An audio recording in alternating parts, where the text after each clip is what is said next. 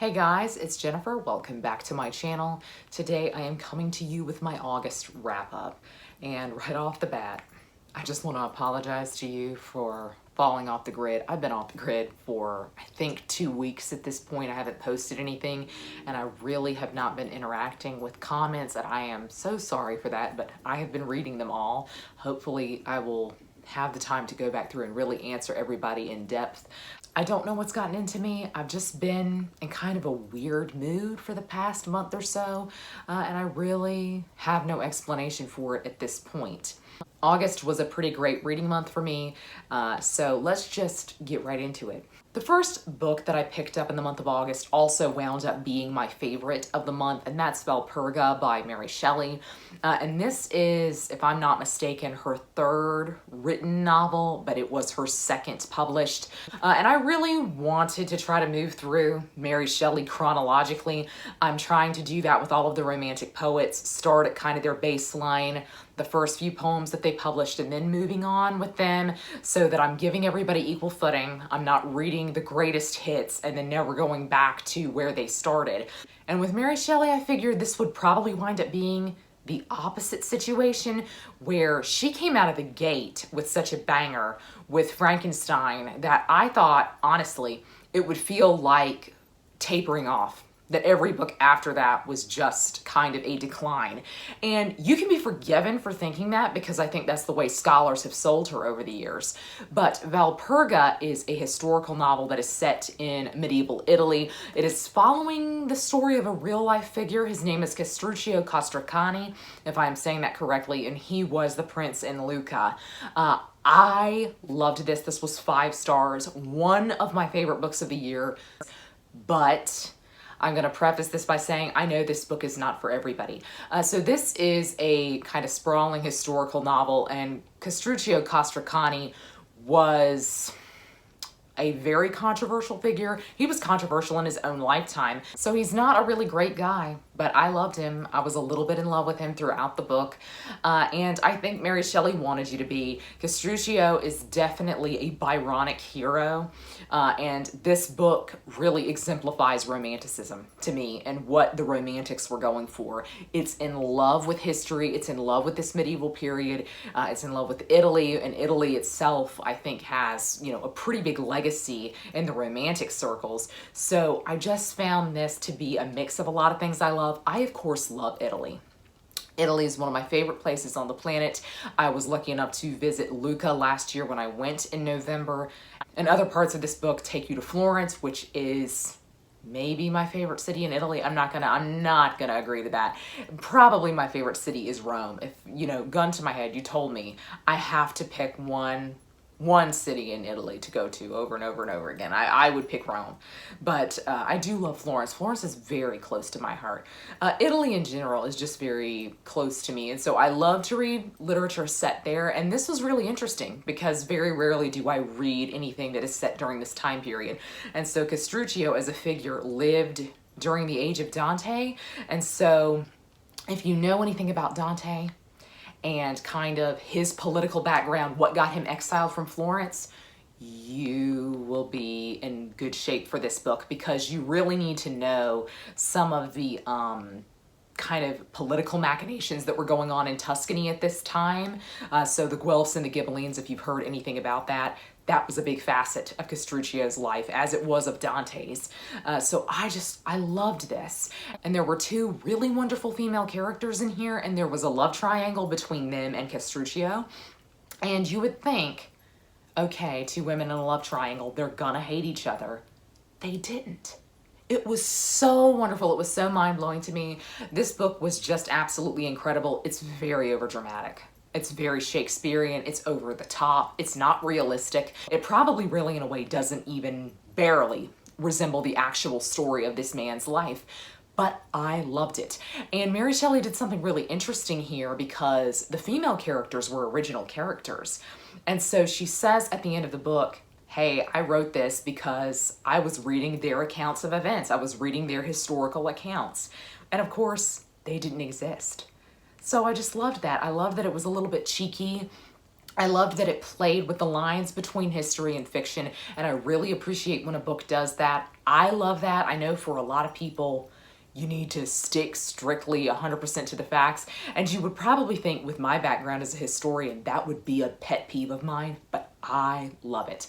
I genuinely love historical fiction, but I love even more when the author knows that they've changed things, and they kind of, a little bit tongue-in-cheek, poke at you and say, hey, yeah, I know I did this, but didn't you have fun? And I found that here. I think that's also a very romantic way of doing things, is to examine the line between history and fiction, and whether or not when we talk about history and we tell certain stories from history, whether or not we should change events, whether or not that's the better thing to do with modern sensibilities in mind. That's something that they were playing with in the Romantic period, and it's something that we, of course, talk about and deal with today.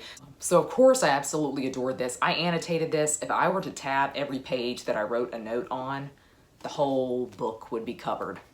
I loved this. This is now one of my favorite books of all time. And I'm just gonna say it, I might like it more than Frankenstein. There, I said it. So my second book of the month was The Doll Factory by Elizabeth MacNeal. And let me tell y'all, this was a ride from start to finish. And I think it's because, in my opinion, this book has been marketed wrongly. Now, I don't know if that's the case in the UK. Maybe in the UK, this book was always marketed as what it is, which is a thriller. But here in the US, to me, this was sold as kind of a charming love story where a woman finds herself. And so the setup for The Doll Factory is a woman living in Victorian London, works at a doll factory, but she dreams of becoming an artist. She gets involved with a man who is in the Pre-Raphaelite Brotherhood, who is a fictional character. And so that's all I ever heard about it. And so I said, oh, I'm just gonna love that because it's gonna be really charming. It's going to talk about the Great Exhibition in London. I knew it was gonna go there. And I said, oh, this will just be a nice, wonderful story about a woman finding herself and following her dreams in a time where that would have been really persecuted. No, this book is incredibly dark because there is another character who is really the other point of view character, and he is a taxidermist, and he becomes strangely infatuated with the main character, obsessed with her. He stalks her. And so the whole book, you feel a real sense of dread about whether or not she will figure out that this dude is obsessed with her, whether or not she will get away from him, whether or not, he intends to kill her. We don't really even know what he intends to do. I mean, it was a really stressful read. And a lot of people have said, oh, this is very Dickensian. And it is. It really shows the dark, ugly, gritty side of London in the Victorian age. But I think Dickens, to give him credit where credit is due, he does bring attention to things that are really dark and awful in the city of London and social rights issues and everything like that. He's never gross. And in fact, he never really loses hope in any of his works that I've read so far. There's always kind of this thread of hopefulness or happiness or that things are going to end up okay. And that is not present here. To me, this is Dickens, but it's by way of Stephen King. If you have ever read a Stephen King book, that tells you the level of gross this is. This book is disgusting. I mean, honestly, on some level, I should have DNF'd it because I just don't like that. I don't like to read a book that is maybe real. Maybe real's the right word. I don't like to read a book that is so focused on the realism. I don't like the bleak reality of the situation. That's not really why I read historical fiction. It's also not really why I would ever read a thriller, and this book went there. It went there in a way I did not expect, and I think had I been more prepared for what the book actually was, that wouldn't have bothered me. But I really do think the book is sold as kind of a quaint, charming historical fiction, and it's not. It really is a thriller, and it really is gross. But I rated this 4 stars because I couldn't put it down. I got really irritated every time I had to put the book down and I had to stop the reading process because I needed to know what was going to happen next.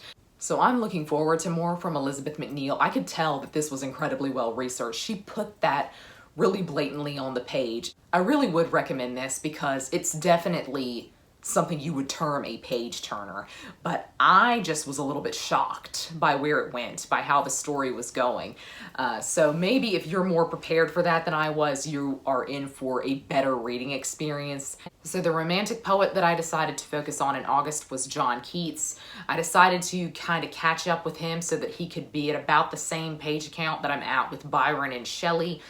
I was a little bit disappointed with the first few poems of John Keats's that I read because they were his first poems. They were never published. So you can tell that they're probably not the skill that he had later in life, but I've had mixed feelings about Keats and about diving into him because so many people say he's the greatest poet that ever lived. So many people say, oh, if he lived longer, we would talk about him in the same breath as Shakespeare or Homer. And to me, that's really high praise. To me, I'm expecting something on that level out of the gate, but it really picked up. And now every poem I have read since then has been better and better and better, and I am obsessed. So John Keats is really into Spenser. So if you don't know who Edmund Spenser is, he is the author of The Faerie Queene. That's his most famous work. And I love The Faerie Queene. The Faerie Queene is, for me, probably in my top 5 favorite classics of all time. Most of my favorite classics of all time are epic poetry. And so I really love Edmund Spenser, and I love The Faerie Queene. And so does Keats. And Keats writes in a way to kind of mimic Spenser's style very early on.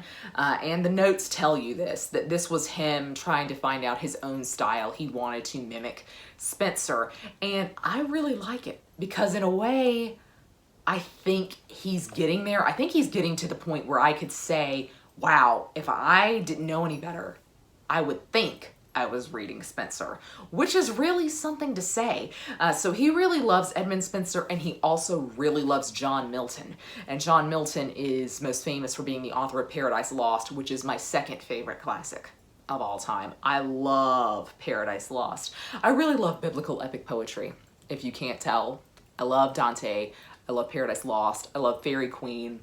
I love Piers Plowman.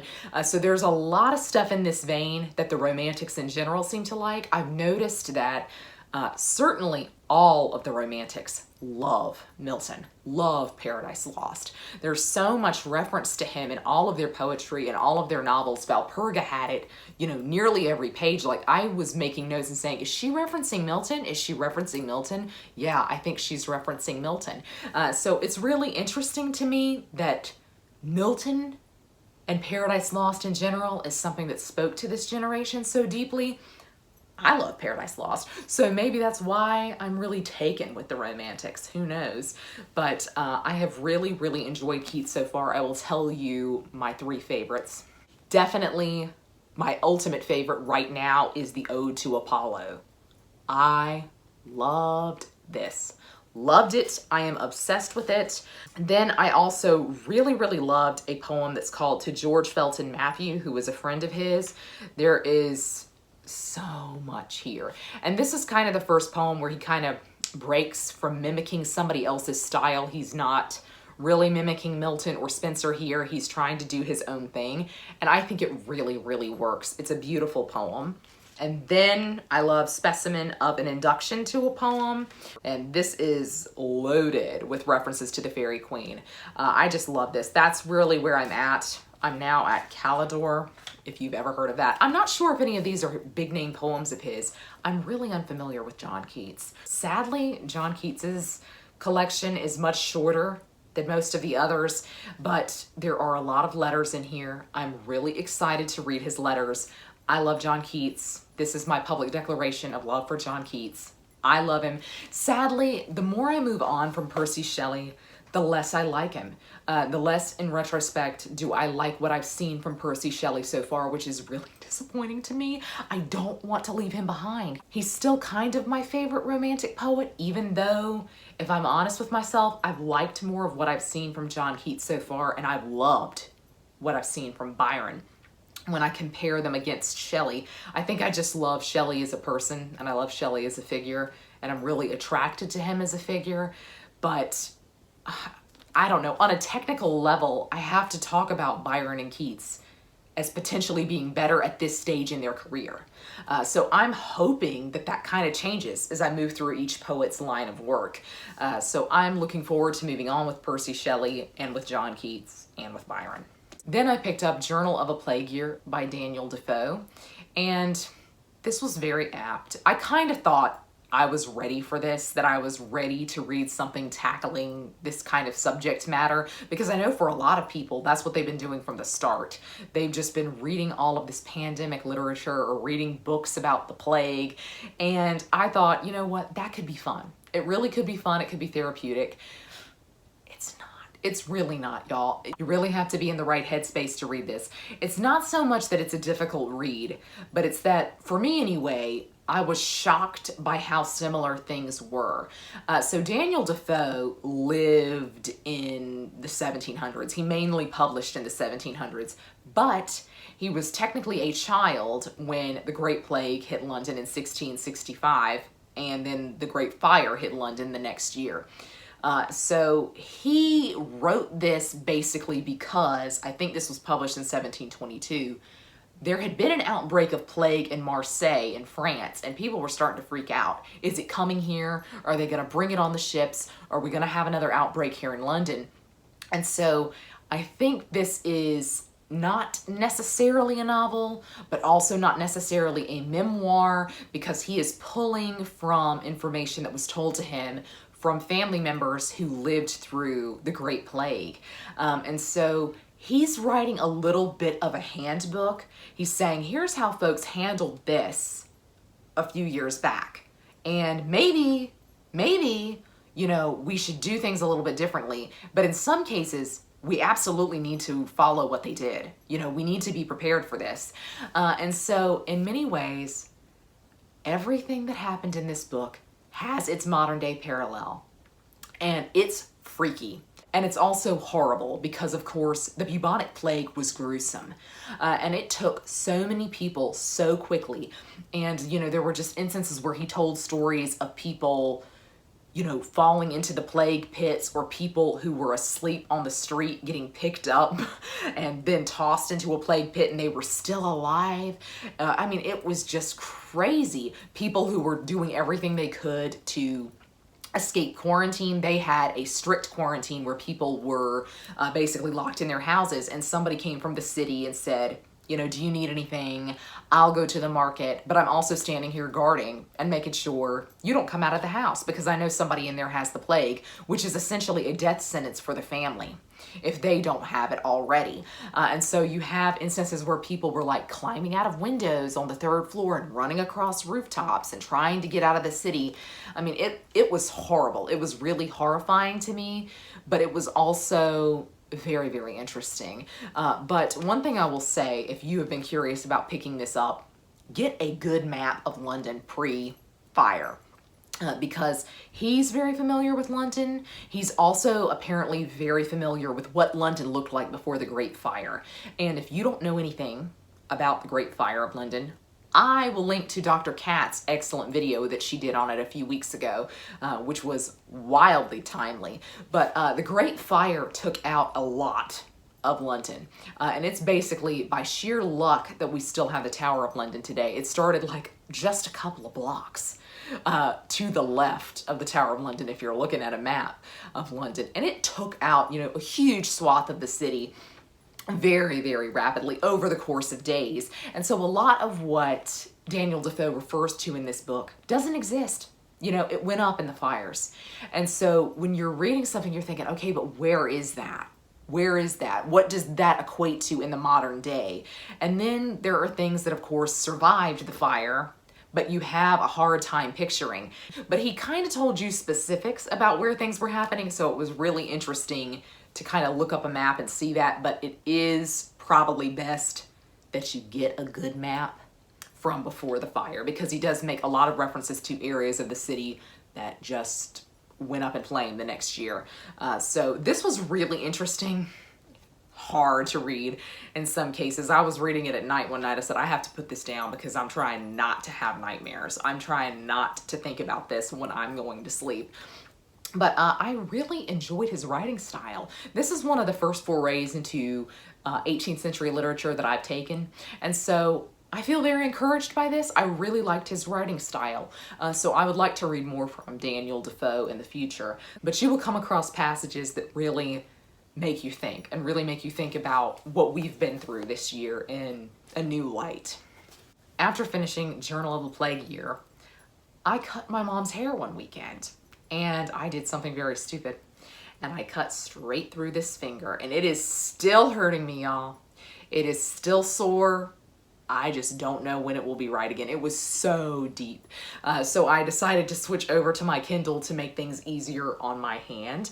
So I finished out the Thomas Cromwell trilogy this month. I read The Mirror and the Light, and I loved it. This was 5 stars, as has been every other book in this series. But let me tell y'all something. This book clocks in at around 1,000 pages, apparently. You feel it.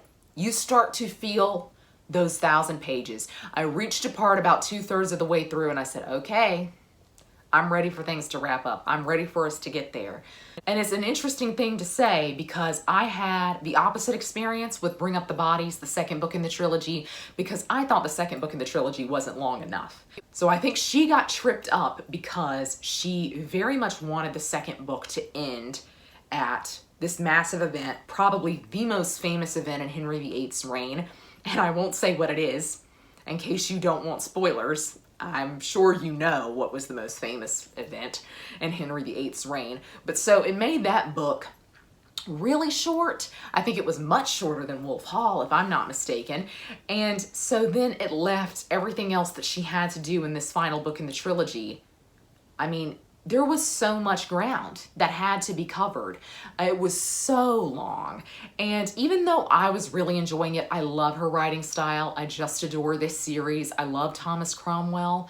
I got to the point where I wanted to be done with him.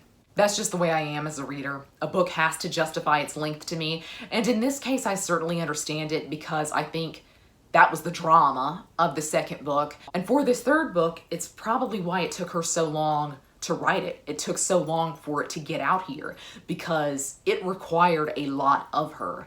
And this is very good. I don't think it's the best installment in the series. I still think that's Wolf Hall. I think on its own, Wolf Hall is an incredible piece of literature. And I honestly believe that 100 years from now, Wolf Hall will be taught in schools. I really, truly do. It is a stunning piece of fiction. I think the series as a whole is really, really wonderfully written. I mean, truly, when I was reading The Mirror and the Light, I said, I am reading a classic. I am reading somebody who is the equivalent of a modern day, a Charles Dickens, you know, somebody like that whose name we will remember. I honestly, truly believe that she is going to enter that echelon. But The Mirror and the Light is not my favorite in the series, and there's a lot of reasons for that. There's not as many great, exciting moments in The Mirror and the Light as there were in Wolf Hall and Bring Up the Bodies, and that just goes with the territory. Anne Boleyn is not in this book, and so you were left with him trying to really wrap things up, but it really was so emotional. She did so much to make you feel for and care for Thomas Cromwell throughout this series, so much so that I was like, why have I ever viewed him as a villain? Why did I ever think he was a bad person? I love him.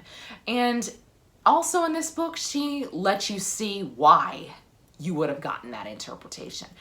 Because I saw a shift in his character towards maybe the middle of the book, and I said, okay, this is what's gonna get him killed, is if he acts like this, if he lets it be known that this is the way he's thinking. And lo and behold. But I still find Thomas Cromwell so compelling as a figure. I mean, really, you walk out of these books with an entirely different opinion on everybody in the Tudor court. And in particular for me with The Mirror and the Light, this was with Mary I, the eventual Mary I, or Bloody Mary. She is the daughter of Catherine of Aragon and Henry VIII, and I adored her in this book.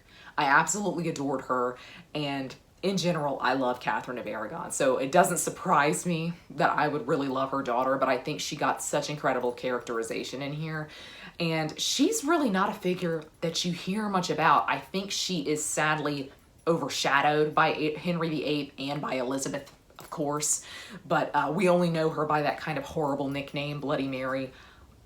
I love her. And to me, you could definitely see in this book why she becomes the woman that she becomes. I mean, honestly, you just feel so sorry for her and for what she has been through. But something that I do want to comment on, and I would love to know your opinion about this if you are Catholic, is that I found this book very anti-Catholic.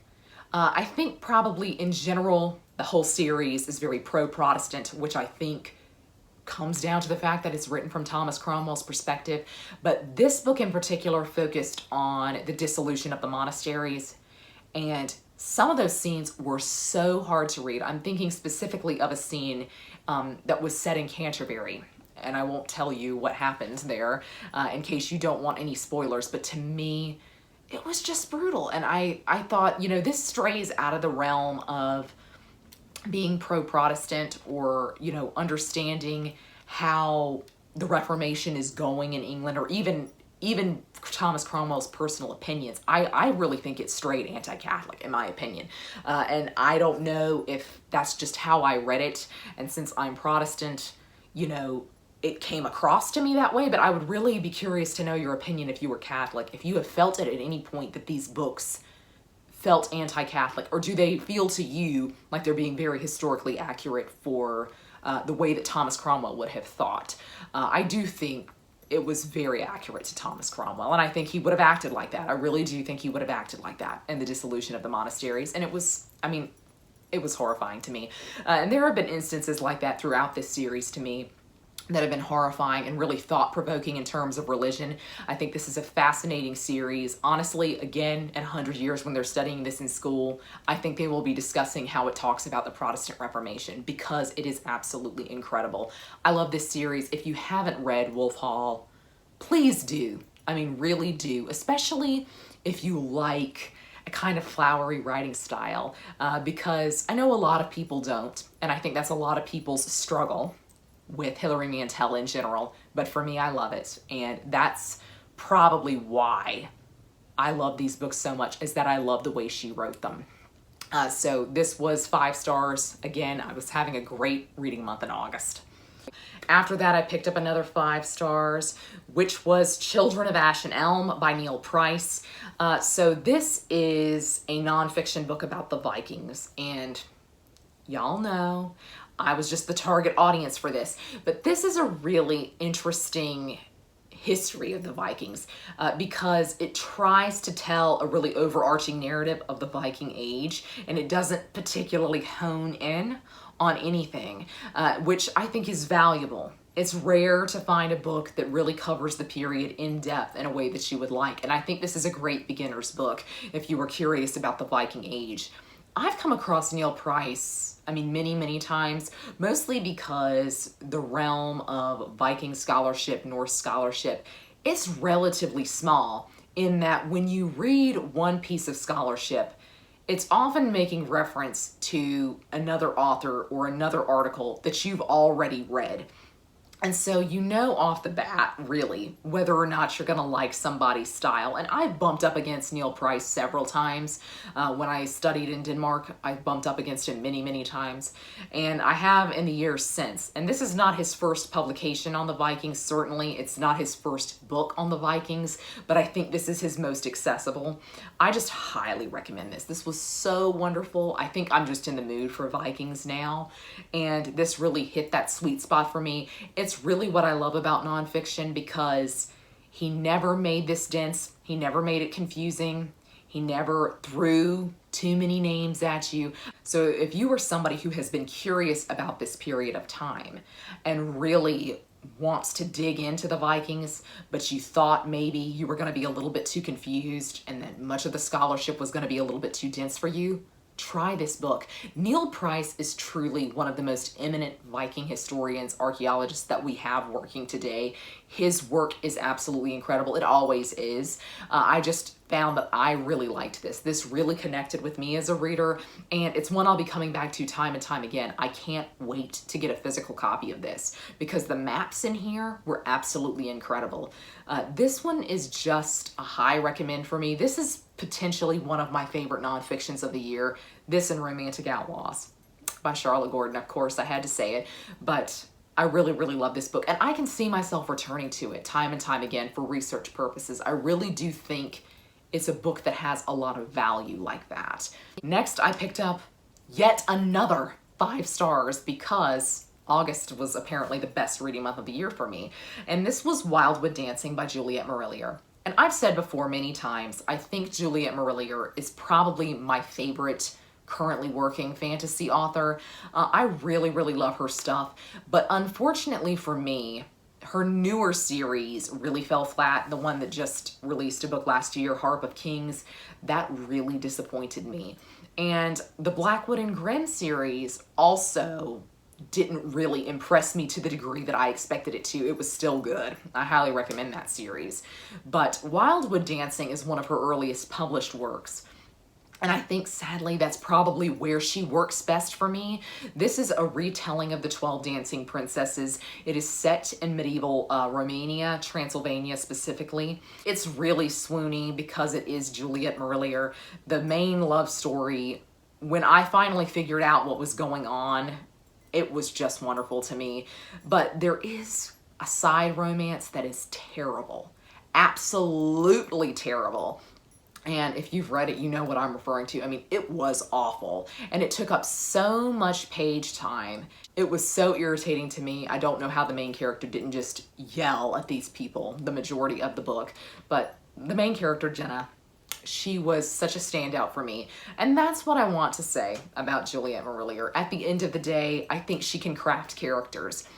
Most people who kind of level criticisms against her and her books say that they're too slow, that not much happens. I've even heard people say that she doesn't even work with the plot.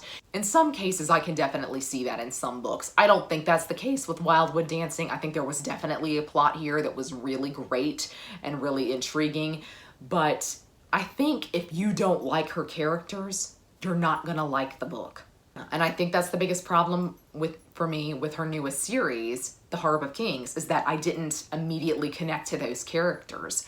And in this case, the characters were wonderful. And I was obsessed with them in the same way that I was with Daughter of the Forest, which is to me the greatest Juliet Marillier book and is one of my favorite books of all time. I just felt like this was a return to form with her. I'm looking forward to the second in this duology. From what I can tell, you don't really need to read this in order because it's following a different character. So I'm really intrigued by where the duology might wind up. I love this. I haven't felt this way about a Juliet Marillier book since I read Foxskin, her Viking series, which I loved just because there were Vikings in it. If you've been wanting to read a fantasy book that really feels magical and in a way retro, you know, it feels like kind of the fantasy that I grew up reading. And if you like fairy tales, I think this is a really excellent fairy tale retelling. At any rate, I highly recommend it. It was very whimsical and magical, and I just really appreciated the aesthetic of it because that's something else that Juliet Marillier does very well. Last but not least, I picked up The Warden by Anthony Trollope, and I DNF'd this in Victober last year because I just found it so boring. And I would like to ask myself, who was I? Because I absolutely loved it this time around. This is a really charming story about a warden in a cathedral town. This is the first in the Barchester series by Anthony Trollope, and so they're in Barchester. And through a series of events, we find out that the warden has probably been making way more over the years than he's entitled to, and certain other people on the property are entitled to far more. And so a lot of interesting things ensue because the person who brings this to his attention is the man who intends to marry his daughter. And so there's a little bit of drama there. I just found this absolutely charming. A lot of people, it seems, struggle with this because it focuses so much on church politics. I really didn't find that to be the case. I didn't find the focus on church politics to be overly in your face. I mean, I honestly didn't reach a point in the story where I thought, I'm kind of confused on this. I expected to be because I don't really know the ins and outs of the Anglican Church. I just kind of expected to come away with some questions that I would probably have to Google. I didn't really feel that here. So if you have been apprehensive about it because of that, I don't think it's that bad. It could also be because I think that's really interesting. I think church politics in general are really interesting. And I think this was a really charming look into that side of things. And I love a cathedral town. This to me felt a little bit nostalgic because right now I'm kind of depressed because 4 years ago I was going on my study abroad, and I've been told, you know, like every day for the past week, I was in England, which was my first trip I ever took abroad, and it was my first solo trip. And the highlight of England for me, and it was quite unintentional, were the cathedrals. I didn't expect to fall in love with the cathedrals, and the first place I ever went in England, and really the first place I ever went and explored abroad, is Winchester. And I, of course, went to Winchester for Alfred the Great. But they have a really wonderful cathedral in Winchester, and I'd kind of scheduled out my day, and I was like, I'm gonna walk in here, take some pictures, and I'm gonna leave. No, I walked into Winchester Cathedral and I almost burst into tears. I just was so in awe of it, and I spent 3 hours there. So I really fell in love with this book, I think, because it felt to me like I recognized Winchester and Barchester. I also recognized Salisbury, and Salisbury is one of my favorite places in England, and I highly recommend that you go there. But I just really felt like I recognized Barchester. I felt like I could see it, that I had been there, that I had been in the church, that I could see the characters. I just was really, really charmed by this. This was so lovely. I rated this 4 stars, and I highly recommend it. I'm really looking forward to continuing on with Anthony Trollope now. So I'm looking forward to continuing on with this series. I am really looking forward to more from Anthony Trollope. So that was my absolutely excellent August reading month. I can't believe how many successes I had. I really think in general, summer was a very good time for me. I read a lot of hits in June, July, and August. So I'm really excited to see what the fall brings. But I would love to know down below all of the books that you read in the month of August. That's going to be all for me today. I hope you're all having a great week. Happy reading. Goodbye.